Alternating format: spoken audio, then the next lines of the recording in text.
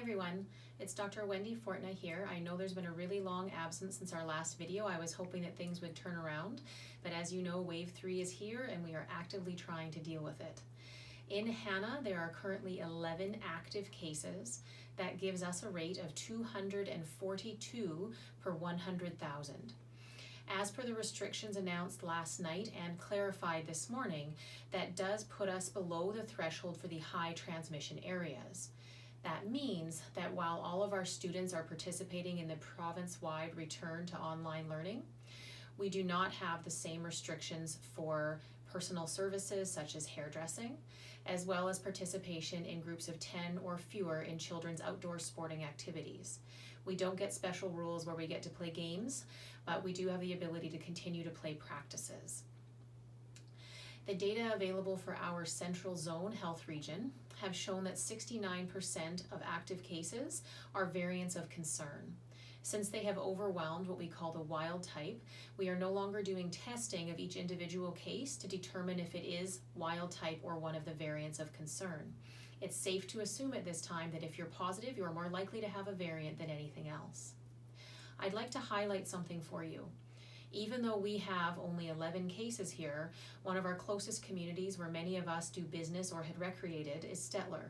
And right now, Stettler is putting it in the 6th highest amount of cases per capita in the province, with 120 active cases and a rate of 958 per 100,000. This is very, very close to home and could very easily become a community like ours if we begin to relax our precautions. Another really important announcement was given, stating that starting tomorrow, which would be May 6th, all those born in 1991 or earlier are able to book vaccines either through a local pharmacy or online. On Monday, May 10th, anyone over the age of 12 will be eligible to book a vaccine. Right now, between the ages of 12 and 16, the only vaccine that has been approved in Canada is the Pfizer vaccine. Beyond that, both Pfizer and Moderna are eligible.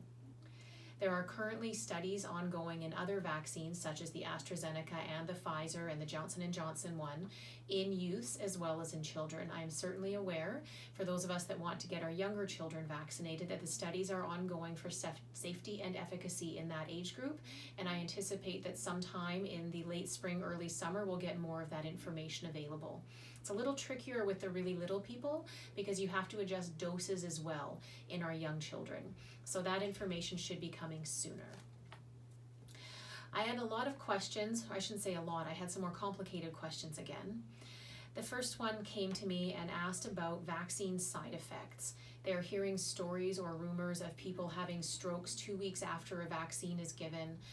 That information we have about strokes or clots is related to the AstraZeneca vaccine. We've heard about the death of one Alberta resident, as well as other residents, I believe one in Quebec, and then sometimes world round. Right now, the risk of a clot with the AstraZeneca vaccine is estimated to be 1 in 100,000. That's an extremely rare event.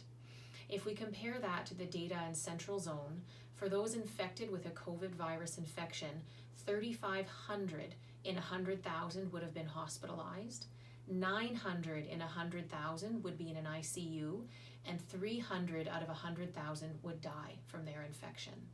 So 300 instead of 1 out of 100,000, much more likely to die of a COVID-19 infection than acquire a clot from the vaccine.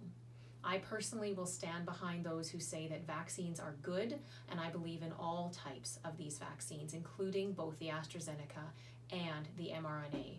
This is how we are going to get through this as vaccination. I don't see how we are able to get a handle on it without. I expect people are going to be getting side effects from their vaccine. We know that the side effects tend to be worse in women than they are in men, as well as worse in those that are under 55 versus over 55. I'm not going to speculate on why that is, but if you are in those groups, you might want to consider taking off the day of your vaccination as well as the day after your vaccination. Most side effects are mild to moderate and include things like a headache, fever, muscle aches, joint pains, and they generally resolve within 48 hours. I want you to know that it cannot cause respiratory symptoms. Cough is not a side effect of that vaccine. If you develop a cough after vaccination, it is going to be an infection of some sort, or of course other causes of cough. It is not a side effect of that vaccine. There is another myth going around that a vaccine will cause infertility. There are some roots of this in Germany and with some anti-vaccine groups. All of the women who have been vaccinated worldwide, those in the studies, we have not seen any increased risk of infertility or miscarriage. We do know that women who are pregnant, particularly with our variant cases, are representing more and more people in our ICUs. I would encourage people who are planning pregnancy to consider protecting themselves against infection with vaccination as soon as they can, so they can proceed through that pregnancy as safely as possible. An update on our testing. It's been a long time since we talked about the symptoms, and I had to review the Alberta guidelines to see what the current information is. As you know, we're continually updating what symptoms are present with infections versus other things. So for adults, our cardinal symptoms remain cough, fever, shortness of breath, runny nose, and sore throat. We are mandated to isolate for 10 days or until the end of our symptoms, whichever is longer if these are the cases for us. We would strongly recommend getting tested for COVID-19 if those symptoms arise.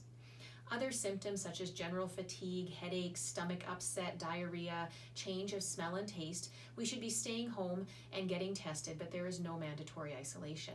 If we then look at our children, it's a little bit different. Their cardinal symptoms are cough, fever, shortness of breath, and loss of taste or smell. If that happens in a child, they have a mandatory 10-day of isolation and have been recommended to be tested for COVID-19 disease. If children have other symptoms such as diarrhea, we should be keeping them home for a period of time, usually and seeing if they're getting better within 24 hours. A lot of kids' bugs will disappear very, very quickly. If they get better in 24 hours, then nothing has to be done. If not, then we would recommend that you get your child tested. I had a question about why we have to isolate when we are positive for only 10 days, but contacts have to isolate for 14 days. We know that when a patient becomes symptomatic, 10 days after they are infected and when their symptoms have resolved, they're no longer contagious to others. They can safely be out and about in the community. However, there is something called the incubation period. We've talked about this before. If I get exposed to the virus on day 0, I could develop symptoms of that virus all the way up until day 14. It is less likely to occur at the end of that incubation period, but it could still happen.